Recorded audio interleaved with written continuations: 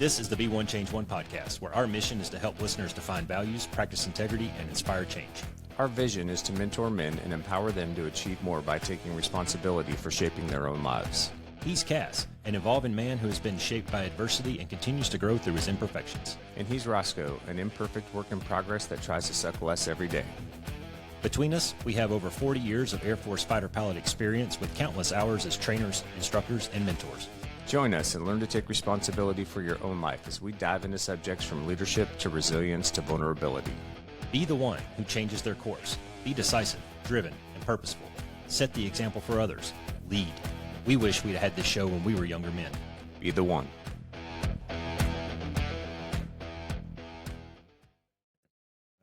Follow. All right, ones. Welcome to First Name Friday. This will be November edition. So welcome, Paul. Jason.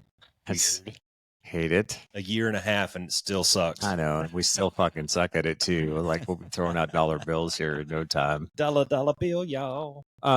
Yeah. So we decided today that we would take a question. We have a question bank from questions that listeners have sent in, and one that came in that we thought we would tackle for today was just, how do you decide who or what deserves your attention? Yeah, that's tough, man, because there's so many different paths. Well, there's so many different areas that you can focus on. It's kind of like when we talk about our circles of five. I got my church circle, I got my sports circle, I got my gym friends, I got my podcast friends. And you can almost do that same thing with this question.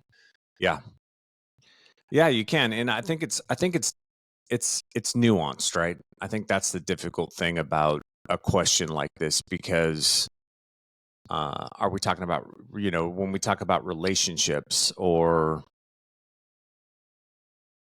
maybe I'm focusing on developing a skill, how much attention or time or does that get over other things? Yeah. I mean, it's kind of hard to parse. No, you can break it down into personal and professional, and then each one of those can be broken down into a whole bunch of different things. So, but I think part of it goes back to something that you and I were talking a little bit about in the pregame, which is a question that you like to ask a lot of people, which is, you work 8 hours a day, you sleep 8 hours a day. What are you doing with the other 8? Yeah, that's a good one. Right. And it's really funny, man, when you ask somebody that question and they kind of do this.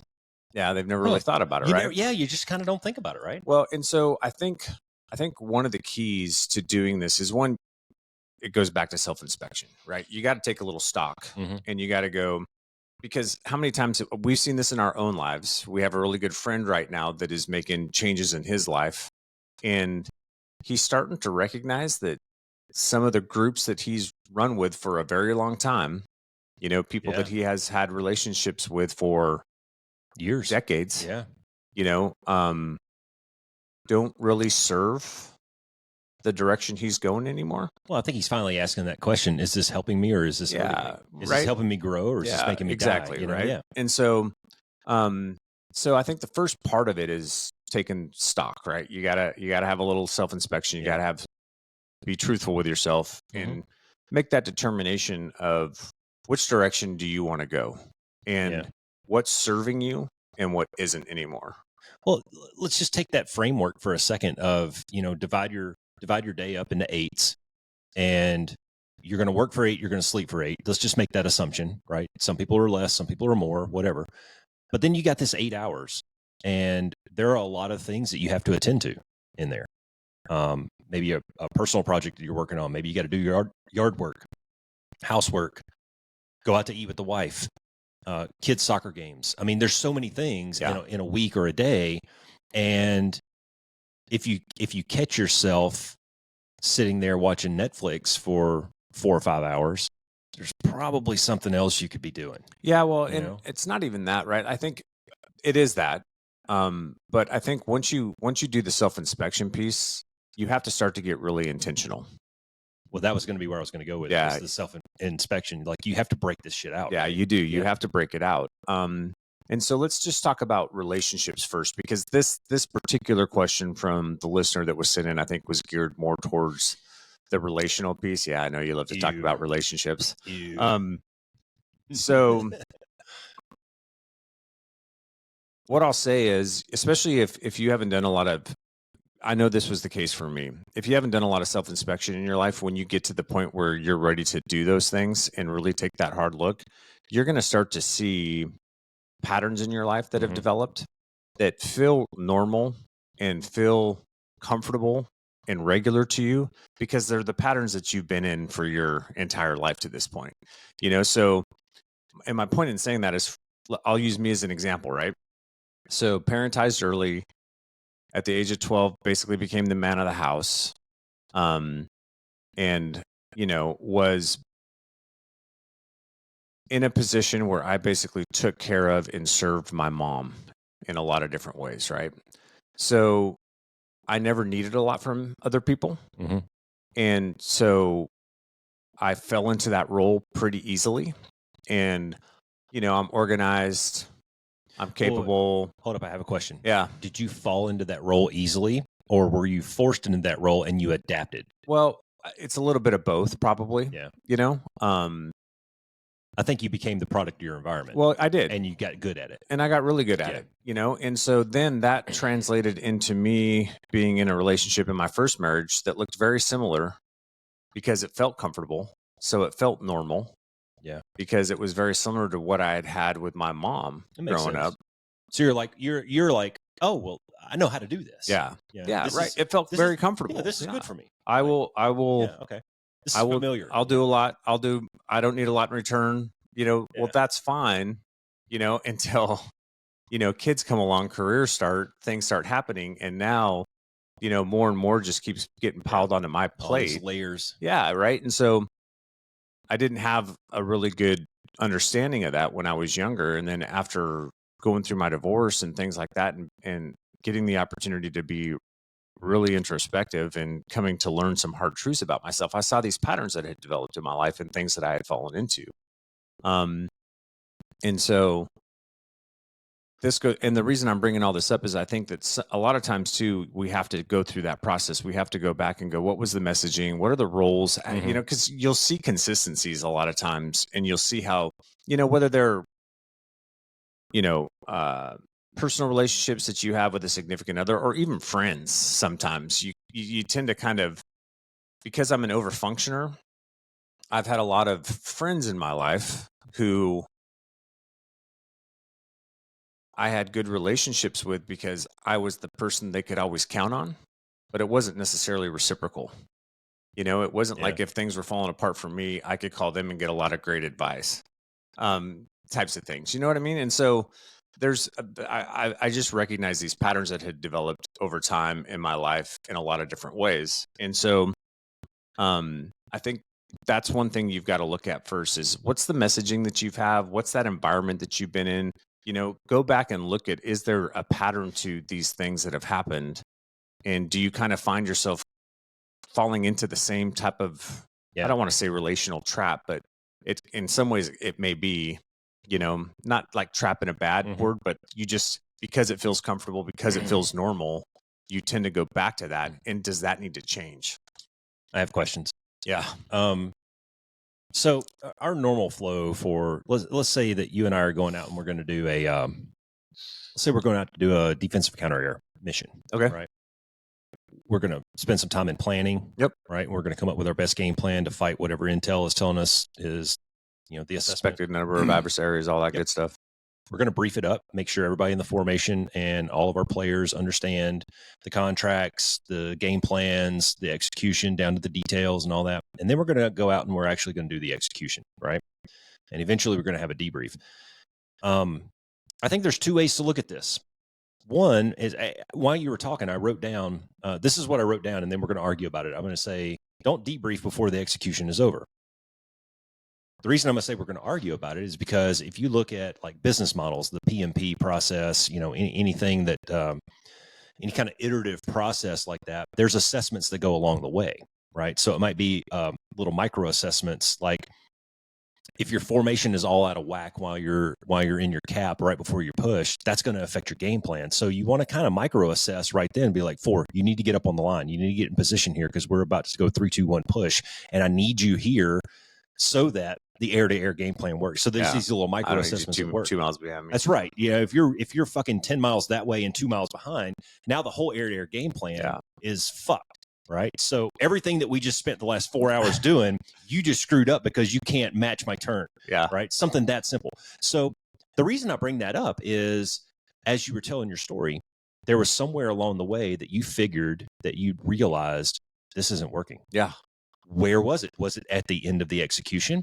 Were there these micro assessments that went on along the way? And finally you got to the point where it's like, dudes, I got to do something different. Like, my game plan is not working. Yeah, that's exactly it. I think there were micro assessments along the way. I think sometimes, especially when it comes to relationships, because it feels normal, it doesn't mean it's good for you, especially based on the past. But there were definitely micro assessments along the way and then, kind of having the realization when everything went down around the divorce of, what I've been doing, and finally recognizing these things and these patterns. What I was doing was not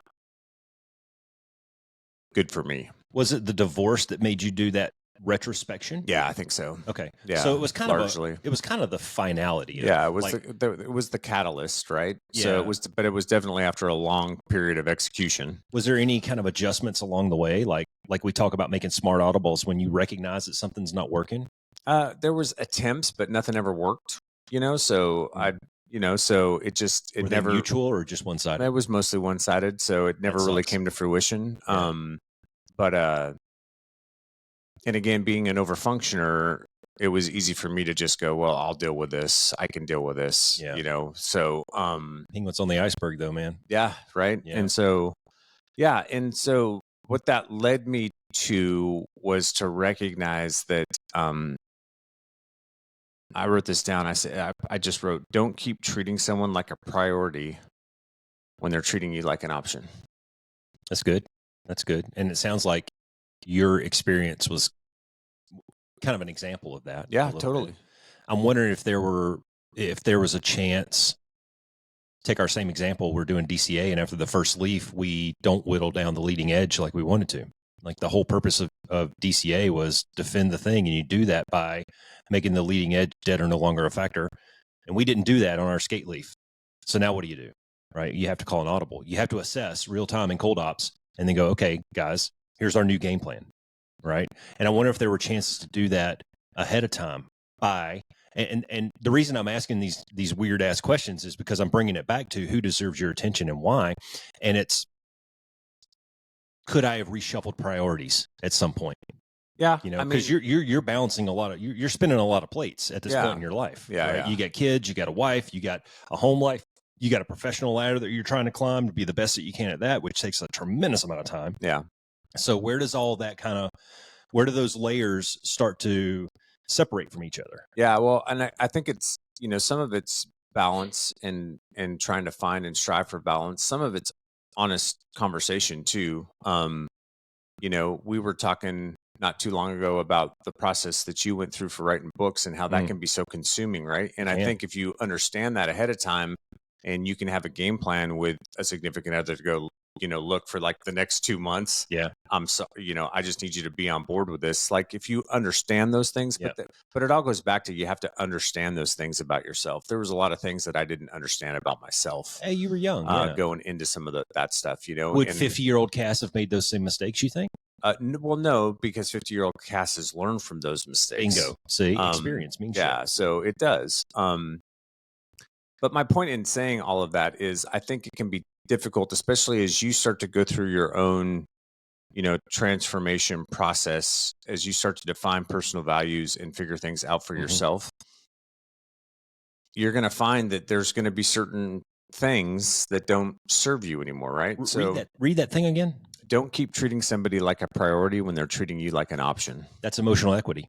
It's emotional equity. That's exactly what that is. That's emotional equity. And Stephen F. Covey talks about this in his books, where he talks about it's like a bank account, right? And you can invest and withdraw from this account. And if you got one party that's constantly withdrawing and never investing into it, then it creates an imbalance. Yeah, you get a red ledger. And now there's resentment. Now there's finger pointing. Now there's name calling. There's blame. There's all these. There's all these things. There's all these things that go on with that. And you know what really sucks for guys like you and me is I think we get so good at compartmentalization.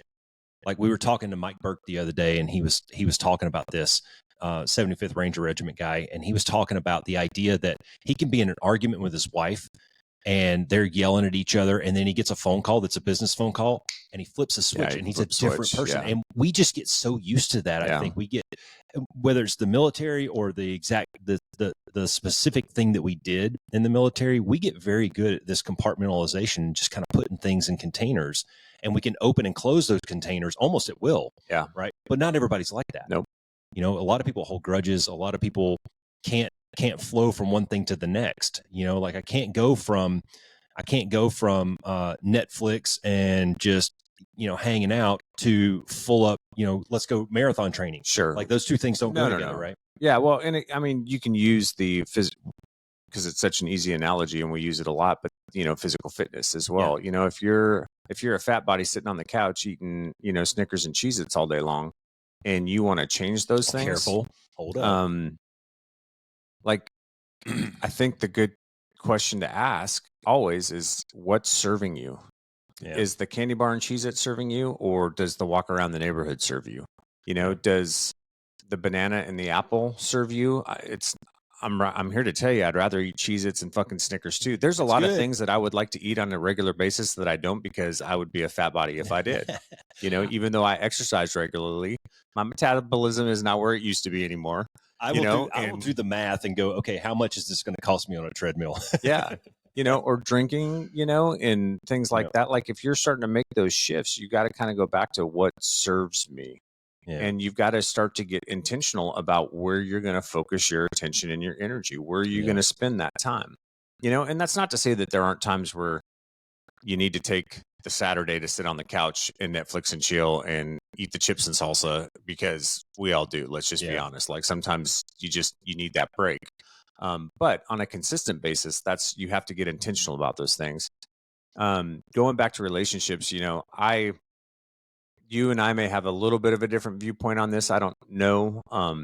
But you know, a lot of people talk about how, you know, blood's thicker than water. And, you know, we have a lot of people like to use the platitudes of how important family is and things like that, you know, which there's truth to that to a certain extent. Right. But I think family's what you make it.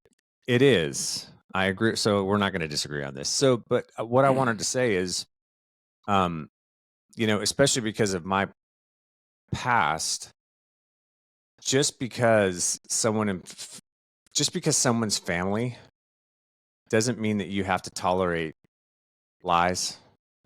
Doesn't mean that you have to tolerate chaos or drama in your life because of their decisions and actions. Doesn't mean that you have to tolerate being manipulated to pick up the pieces and fix things for them over and over again, or to be disrespected. Yeah. Right. And that all goes back to boundaries. That's why, like, if you care about somebody, you're going to draw boundaries with those people so that you don't get to a place where you become so resentful that you want nothing to do with them ever again. Yeah. You know, but that's tough though. It's so hard. It's hard too, especially I think sometimes too, for men in particular, it's hard when it comes to mothers, you know, because we have this idea in our society that like as a son, you're responsible for taking care of, you know, your parents as they get older, or your mother in particular as she gets older, you know, and things like that. But I wrote some things down because what I want people to recognize is, if you have to make some of these decisions, that you can still be a kind person and say no. Right? You can still be a kind person and set boundaries. You can still be a kind person and disagree with people. Yeah. You can still be a kind person and prioritize your needs at the moment. Yeah, you can still be kind and challenge poor behavior. You can still be kind and walk away from toxic environments. I think as you're going down your list, I'm sitting here thinking, I'm like, kindness could be how do I articulate this? That bougainvillea is fucking awesome, by the way. It's huge. The kindness that you perceive may not be perceived as kindness by the other party. So it could introduce friction. Like you think, man, I'm going to let this guy down easy. I'm going to be nice about this, and I'm just going to draw my line and put up my boundary. Where the other guy sees that as, well, he fucking quit on me, and they see it as rejection, and I'm feeling rejected right now.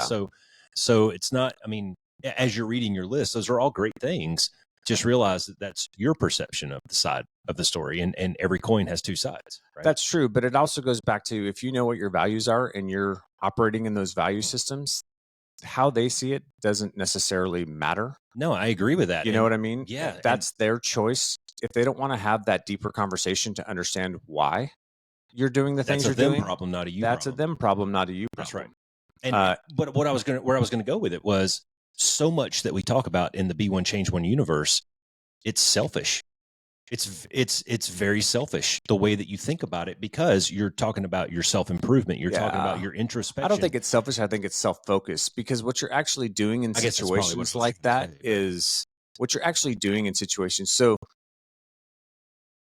like my mom, I love her to death. I would do anything for her. But we don't have a real great relationship right now, because when I changed the pattern,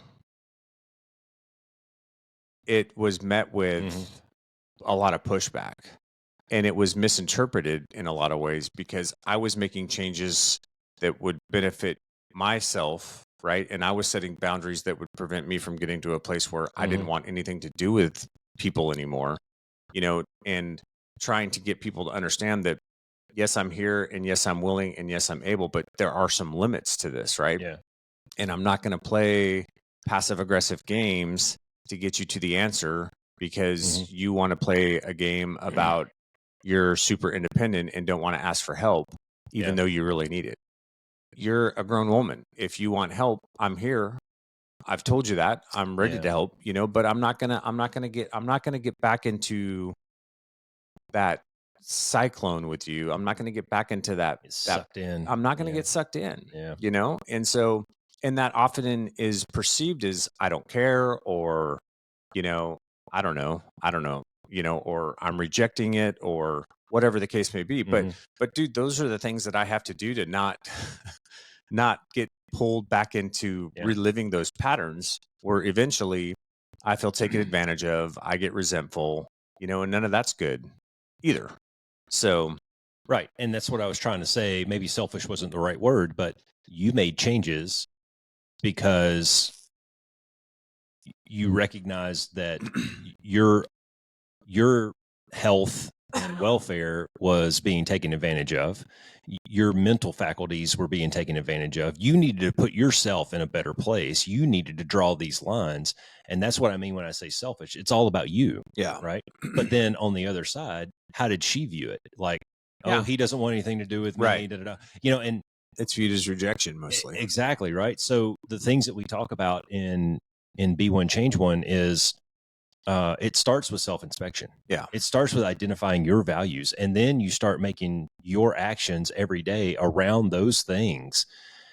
And it's very difficult. I think a lot of times it can be very difficult for the people who are in your lives to accept that, because it affects them too. Yeah. And I mean, I have stories of friends that I've had for years when I started down this path of really focusing on me and doing the things that I wanted to do and the things that I needed to do to put me in a better place. Those friendships atrophied because I wasn't doing those activities anymore with those people, you know, and they view that as, well, he's gone off of the deep end. He's over here doing this other shit with his new friends and all that stuff, when that's not necessarily the case. Yeah. It's, I have dissociated myself from that behavior. Yeah. Right. And I still enjoy you, and you're a good person. And every time we get together, we have great conversation and we have fun and all that. I'm just not going to engage in those activities anymore. Yeah. Right. So if we want to go out and have dinner and have a good conversation and catch up and do all that stuff, man, awesome. I'll go to your kids' birthday parties. I'll do all these fun things, but don't expect me to be pushing it up till 2:00 in the morning getting shit faced anymore. Yeah. Right. I've drawn a line. Yeah. That doesn't benefit me in the places that I want to go in my life. That doesn't serve me anymore. So that's what I was trying to say when I was saying being selfish. No, absolutely. I totally agree with that. I think what you have to do in situations where you're starting to make change, you've talked about this before, you can tell people where you're going, and if they want to come along, great. That's if they huge. don't, they can stay where they're at. But that still leaves, like a hole, like a relational hole in your life, right? Because as you if you have to start to pivot away from certain people in your life because you're moving in a different direction, how do you find people that are, going to move in that direction with you, right? That becomes a process in and of itself as well. These people also carry different weights. Katie, for example, if I see us, and we've done this recently, we had to sit down and we had to have a talk because I noticed divergence, and that's not the way we operate. Some things that happened in our lives, some extra, what's the word? Not extracurricular, outside externalities. Yeah. External influences. External influences. There you go. Had caused one or both of us to go in different directions for a period of time, and we noticed it. We recognized it. We sat down and we talked, and I told her straight up in the conversation, I was like, Katie, this scares the fuck out of me because we've seen this happen with friends of ours over and over throughout the years. When people start to diverge, if they get too far out, they can never get back. And so we both had to make some decisions, right?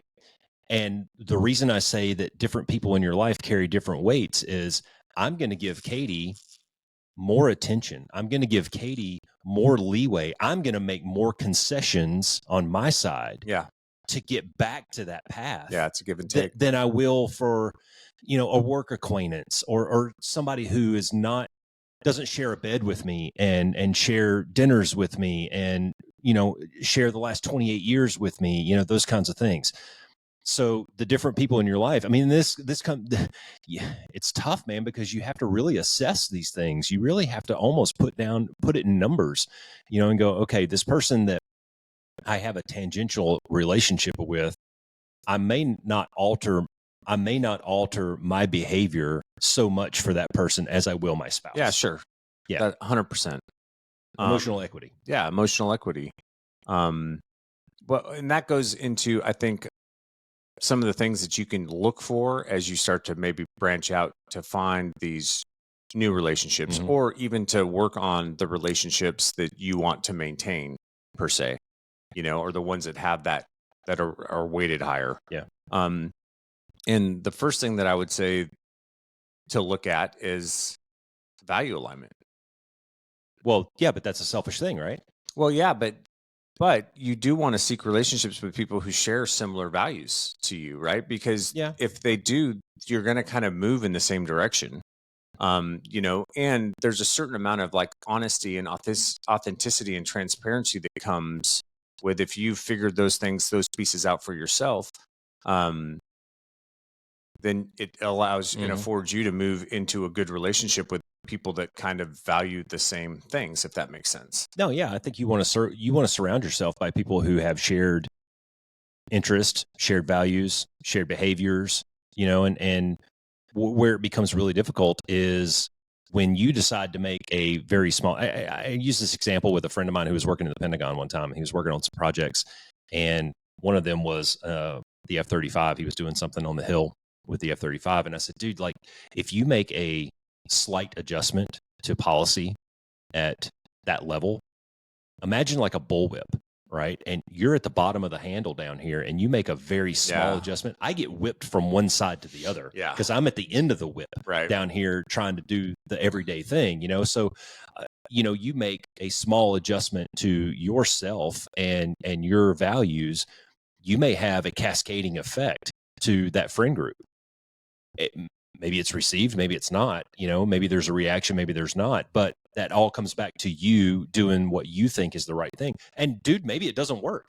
Maybe you're one of these people who are like we have a friend right now who's kind of trying to figure some of this stuff out, and he's trying new things, right? And some of it works and some of it doesn't. And there's a balance to be had in there, because you don't want to whip yourself so far to the other side that you leave these people on an island and you can't get back there. Right. We've, again, in situations like that, I don't think it's like, you don't walk in, kick the door and go, "Hey, motherfuckers, I'm changing. And if you don't want to follow me, then fuck you." It doesn't have to be like that. Yeah.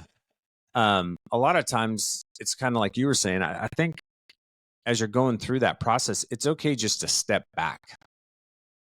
Step back and allow some time to go on and build a little bit of a buffer so that you can determine for yourself if that's something that you want to stay attached to, or if it really is time to pivot and move in a different direction. You don't have to completely separate yourself from it, but it may be worth just taking a step back for a little bit of time and taking some stock, because you'll find out a lot of times. I know in situations where I've done that in the past where, let's say I had, a group of friends that I came up with in the fighter pilot community, and it's pretty rough and it's pretty brash and it's, a lot of bravado and ego and, in the standard stuff that we do where we make fun of each other all the time, because that's just kind of how we talk to each other. You guys should see our group text. Yeah. And, God. Yeah. For our Spartan race. Yeah. I take most of the spears, by the way. You earn them. Yeah, I'm sure I do. But, I don't need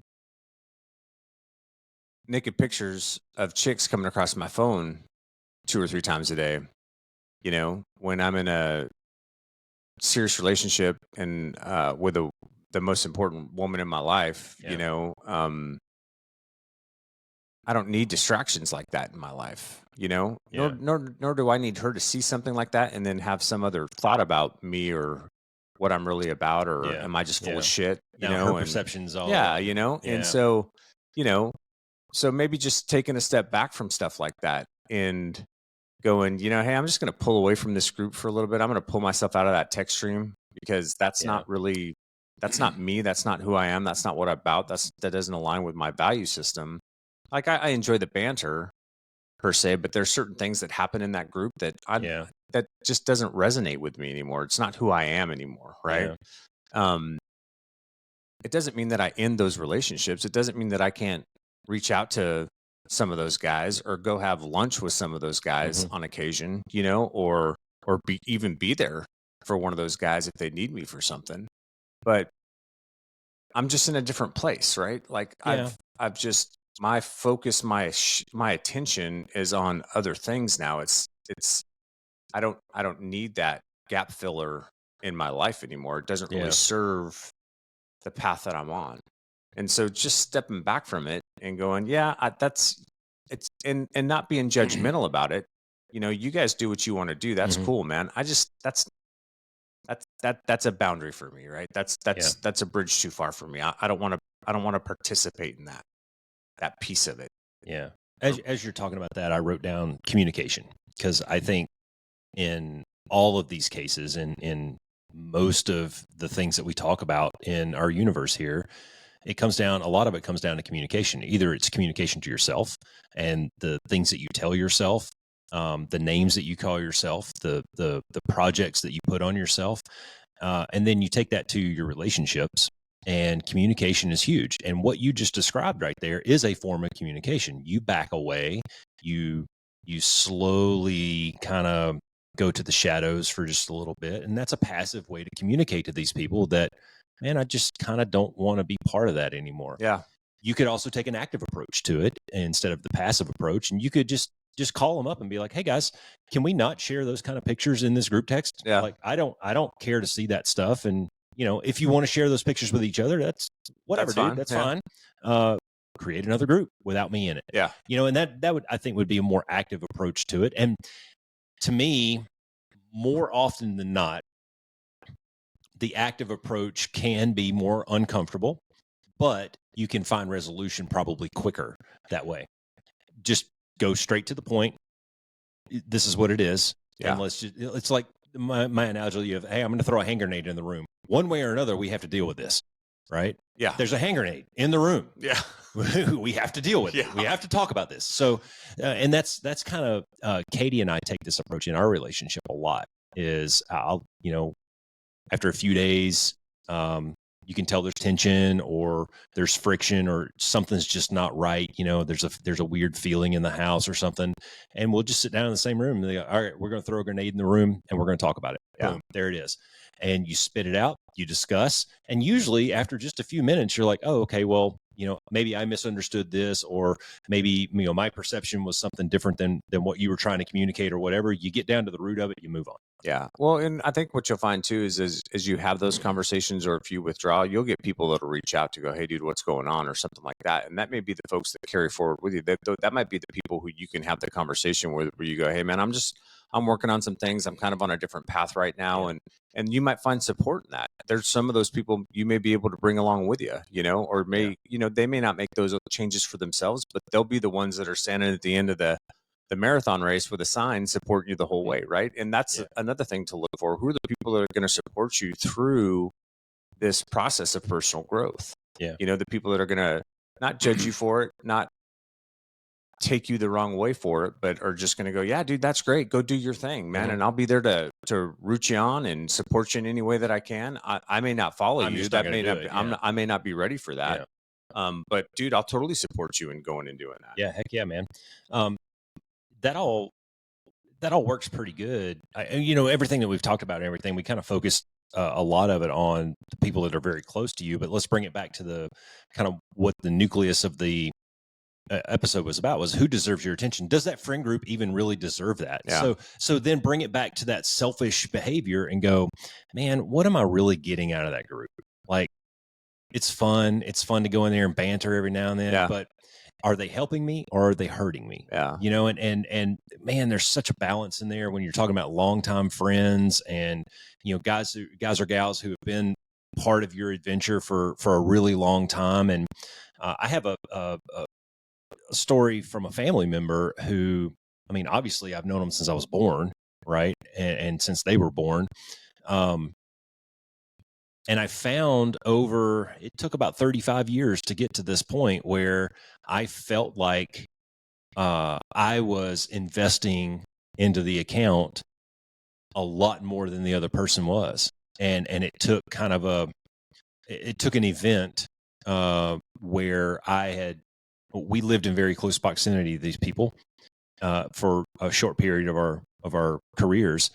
And Katie and I we would constantly reach out to them and be like, hey, we're going to be in town. We're going to let's get together for dinner. Let's come over to our house. We're going to have a barbecue or something like that. And we were about an hour apart from each other. And no, we've got this, that, and other going on, or, oh, sorry, we overslept, or da-da-da. And in 3 years, I think we got together once.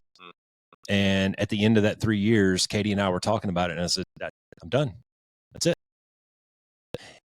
It was uncomfortable. Yeah. I think it was more uncomfortable for them than it was for me, because by that point I had kind of made my mind up. Like, I'm not getting anything out of this relationship. I put a lot of energy into this. I make effort and the other side doesn't. But when I pulled the trigger and I told him that, again, direct communication, I told him, it's like, hey, by the way, I'm done with you guys. I'm moving on with my life. That I'm done. Right. Then they started doing all these things. Right. They started making phone calls. They started reaching out. They started trying to put together these things. And I'm like, sorry, guys. Like, yeah, well, that's a great point though, Roscoe, because I think that's part of this process too, is figuring out, like, as you go through this, you'll start to be able to realize really quick when you meet people, maybe it's a new friend couple or, a new coworker or whatever, somebody at the gym, you meet people and you start to kind of flesh those things out. That emotional equity piece, I think, becomes really evident pretty quick. Yeah. And you get good at being able to just kind of show up in a relationship and know pretty early on whether or not it's going to work. So, and like, here's a perfect example. When I get to the flight deck on a trip, I know right away, I can tell right away within the first 10 minutes, the fat fucking captain sitting next to me, I know whether or not this is going to be a long day, dude. A long day, or if it's actually going to be decent, right? Because, you know, if you have somebody that you meet and you ask a question, most of the time, you know, so, you know, where do you live? Do you have kids? Stuff like that. Usually you get that question back. Yeah. A lot of times you don't. A lot of times you ask questions to try to get to know somebody, and man, they'll just go on and on and on about themselves, and they don't ask you a fucking thing. I'll tell you right then and there, that's not somebody who's going to be able to provide any kind of reciprocity or emotional equity in a relationship with you. Yeah. And maybe it's a little more nuanced than that. Maybe there's somebody who, you know, you've created a friendship with. It's been several months.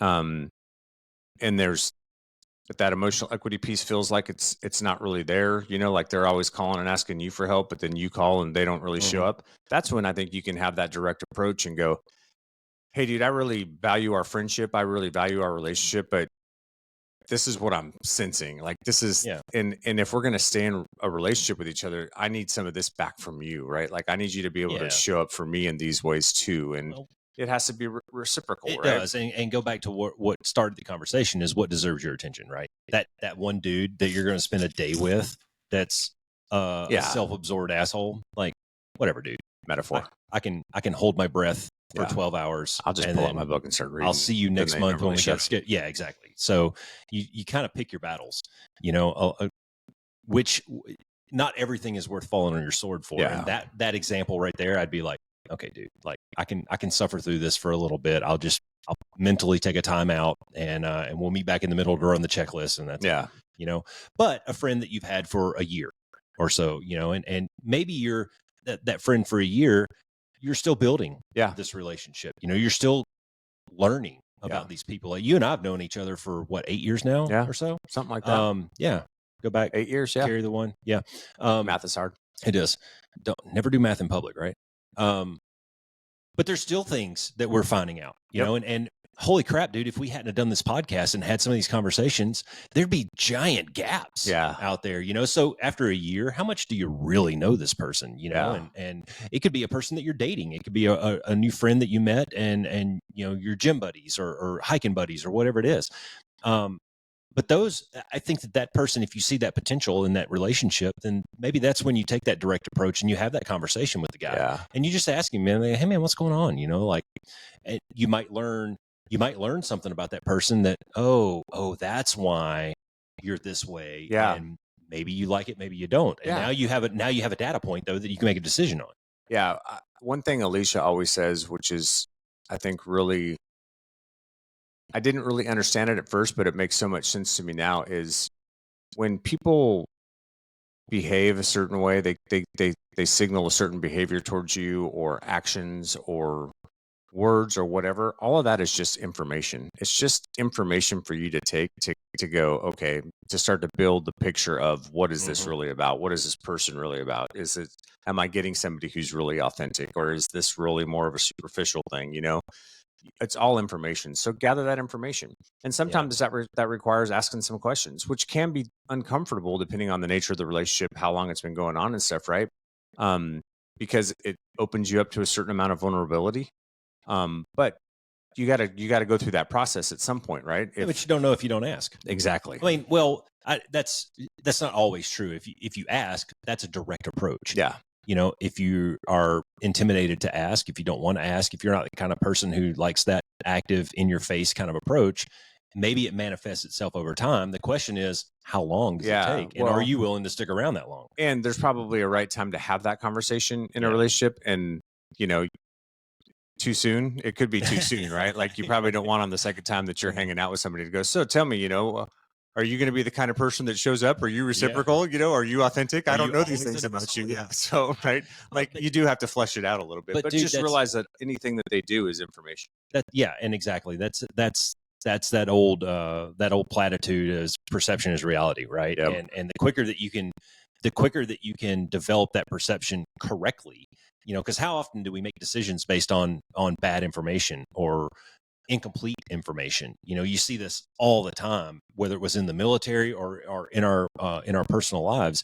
You're much better doing the research, asking the questions, doing the math, and really putting your time into the process of it, and then make your decision. And you can do the same exact thing with these relationships that we're talking about. Ask the questions, put in the time, like get down to it, make notes if you have to. Yeah, and that can be hard too, because like for me, I don't like to ask for help. Yeah, that's and hard. Some of that's my past, because I don't trust people. Some of that is my introvertedness. Yeah. And not wanting to expose myself to having to rely on other people. So that's something that I really struggle with. And it's sometimes it's an impediment for me to really open myself up to have a truly authentic relationship with somebody as a friend. Yeah. And things like that, because I know it about myself. Yeah. But it's something that I really struggle with. Well, I just told you a big long story in the last hour about learning something new. Going through that process of learning something that you have no idea. Like, for example, let me think of an analogy. Cass, you're going to take up rock climbing. Jason, by the way. Jason, God damn it. And I assessed myself twice because I called myself my call sign. So third person. Stop talking in the third person, Paul. Damn it. I'm not good at this. So you're gonna take up rock climbing. Have you ever rock climbed before? No, not really. Like for real rock climbing? No. How much would you have to study and learn? A lot. Yeah. And there's a lot that you can get out of YouTube and REI and the different online and books and things like that. You can learn all about the gear and you can go try on shoes, and maybe you can go to the park and teach yourself a couple of techniques here and there. But how much more awesome would it be if you just found another rock climber and said, hey man, can I follow you for the day? Can I ask you some questions? Get them on the phone and have them on the podcast and have an hour-long conversation and ask those questions and learn those things and take some notes and go, man, that's cool. I'm going to try that. Like, I don't know shit about psychology. So we have Doc John in here and he's our go-to guy to find out all this psychological shit, right? Because I'm a fucking moron. But if you can get to a point where you can ask for help, that shows a little bit of humility.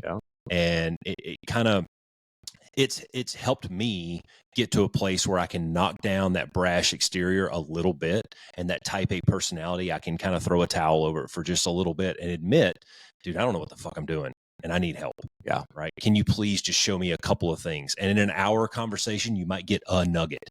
And you write that down and you go and you practice that. And if you tie enough of those together, if you reach out to enough people and you get enough different opinions, now you can start to develop. When we used to teach flying, when we were instructing young kids, we would say, hey, here's a technique for this. Here's a technique for that. Well, after an entire B course of learning these different techniques from these different instructors, maybe that student has his own technique now. Yeah. He's put enough of these pieces together. He knows what to apply that like works that, for him. I don't like that, So I think you can do the same thing in your personal life and your relationships and stuff, and reach out, talk to people. Not everybody, you and I, not everybody likes to spill their guts and just emote all over the place. Yeah. Right. That's just not who we are. Yeah. And I think for me personally, I'll speak to me. I think the military made me, in a lot of ways, it made me that person, because you're expected to self-start. You're expected to solve problems. You're expected to do these things on your own. But I mean, day one, you walk into the squadron and you're up for, I told you this story just a little bit ago of my first ride after my MQT. We're going out to drop GBU-31s. I don't know the first fucking thing about smart weapons at this point. We didn't train to them at all in the B course. I didn't train to them at all at MQT. So on the way out of the mass brief that morning, I grabbed the patch. And I'm like, dude, I need 60 seconds on smart weapons. Help, please. And what did he say? He says, oh, you'll figure it out. Yeah. Well, shit. But we did. We figured it out. Yeah. But, I think life just gets a little bit easier when you can learn to raise your hand. Humility is a superpower. Yeah, I agree. And at the end of the day, like, if I was just going to put a bow on this particular question, who or what deserves your attention, it would be, it has to be, you have to go through the process of figuring out whether or not something is serving you, but you can't do that until you understand what your values are. Right. You can't find alignment in other places until you know what you're about and what that authenticity looks like for you and what reciprocity looks like for you. Yep. and what you're willing to accept and what you're not willing to accept, the boundaries that you need to draw or don't need to draw. Like all that comes through self-inspection. So that's where it all starts. You have to go through that process. Because until you do, you're not really going to be able to determine correctly whether or not it is serving you or not. You know what I mean? Yeah. And I would pile onto that. All that is really good shit. And then I would say you probably need a long-term goal, a medium range goal, and a short-term goal to start working towards. And those things, like we've talked a lot about, up for 49 minutes now, we've talked a lot about relationships and emotions and things like that. But let's just look about things and stuff and the to-do list and all that. If you have these goals clearly laid out for you, that will help you organize and rack and stack. Yeah, it keeps you focused. It will. And I think, one of the very difficult things in adulting a lot of times is figuring out that list and rank order them number 1 through 10, right? Or A through Z, or however your method is, right? But having those goals clearly lined out for you, you're going to have to fix the house when it breaks. You're going to have to go out to eat with mama. You're going to have to do these things, right? The floor needs swept. The cars need oil changes. Like all these things are needs. And then you're going to have a list of wants over there. Having your goals clearly defined for you. And these could be personal goals. They could be relationship goals. They could be professional goals, whatever they are, but having those clearly lined out for you will help you rack and stack. Dude, my car needs an oil change, but I got this project due for work next week. Which one has priority? Yeah. Right. And that's where, when you get back to the root of this question, who or what deserves your attention, I think that goal setting is a major part of that. Yeah, it is. And it helps you prioritize. It helps you attack things in the correct order, right? Prioritization and organization is going to help you get through that process. Again, what do you do with that 8 hours that's left over? Yeah. What do you do with that extra 8? Yeah. Yep. So, yeah. That's good shit, man. That's all I got, man. That's good stuff. That's how I would approach it. Yeah. I would encourage people to go back and listen to the goal setting episodes. And the boundaries episode. Yeah. Goal setting in particular, I think, gives us a singular focus, or in my case, I have a lot. I have a bunch of different avenues that I'm going down. But what those do is it helps me look at my week, and it helps me notch out that time to give that attention to that particular thing. Like we got the Spartan race that we're training for. I got a book that I'm writing. I've got some things at work that I'm working on. There's all these different competing priorities in your life, but if you can clearly lay those out, and then when you look at your weekly plan, you can go, man, I can notch out some time on Tuesday to work on this. Wednesday night is date night with the wife. And then Thursday, so I think when you get a plan of action, dude, plan of attack, when you lay out those goals and you clearly define the timelines and the resources and the planning and everything and the execution of it, and then when you overlay that onto everyday life, I think it becomes very easy to make a weekly or a monthly plan on how to execute this stuff. I agree. The other thing that I would just say for the listeners too is, if you haven't started this process, like, just be patient with yourself, because this is an iterative process. It's messy sometimes too, especially the self-inspection piece. If you haven't really taken the time to start doing that, like, you're going to find, as you start to pull the curtain back on yourself, that you're going to find one thing, and then that's going to lead to something else. Mm-hmm. And there's going to be some moving parts and pieces, right? And it's not something that you're just going to flush out in a week, right? Or making changes in relationships, things like that. Those aren't things that you just flush out quickly. This process is going to take time, and you really have to spend some time thinking about and taking stock in, what are the things that you need to hold on to, and what are the things that you may need to let go of. Yeah. What's serving you, what's not, right?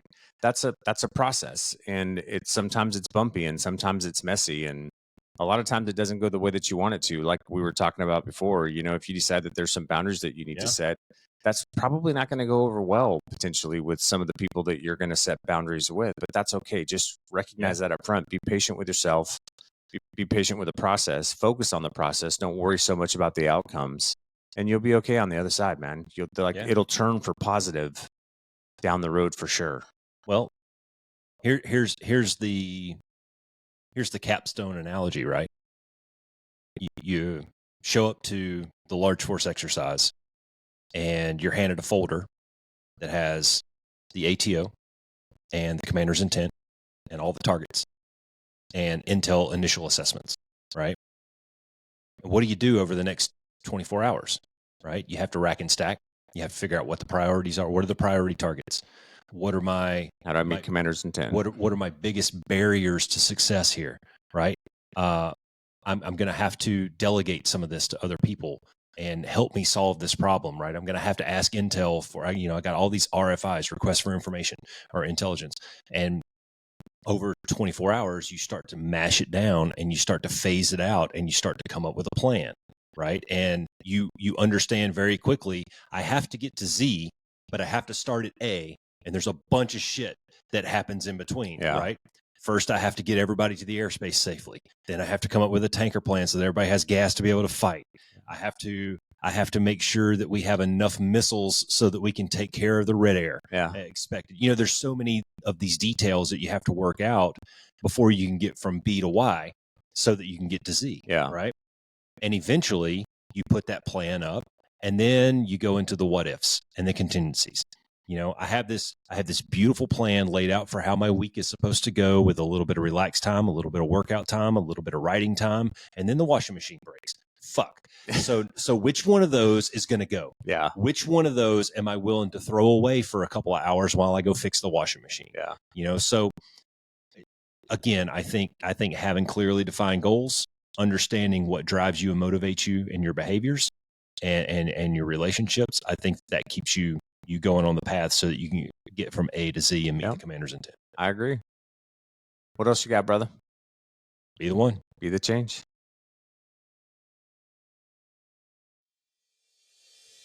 Thanks for flying with the Be One Change One podcast. If you got something out of this show, then be the one and share it in your circles of influence. You can be our wingman through our website at www.be1change1.com. That's B and the number 1, change and the number 1.com. We invite you to be the one and join our fighter squadron on social media at Be1Change1 on Facebook, YouTube, and Twitter.